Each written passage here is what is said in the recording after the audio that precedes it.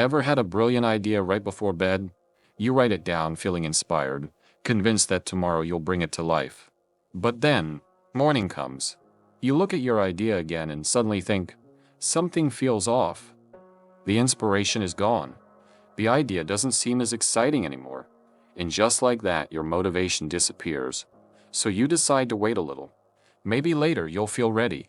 But that moment never comes. Okay, and you ask, what's going on? We mistake initial excitement for real engagement.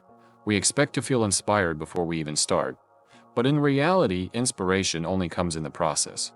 Think about the times when you were fully engaged in something.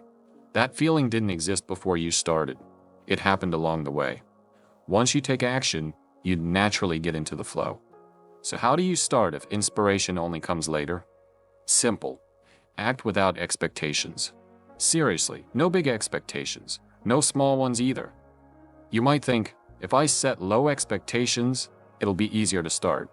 But that won't really draw you in.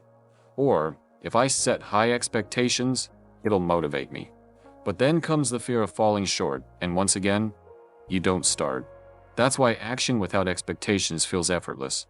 Just try it. Because in the end, what truly matters is taking action. And action always leads to results.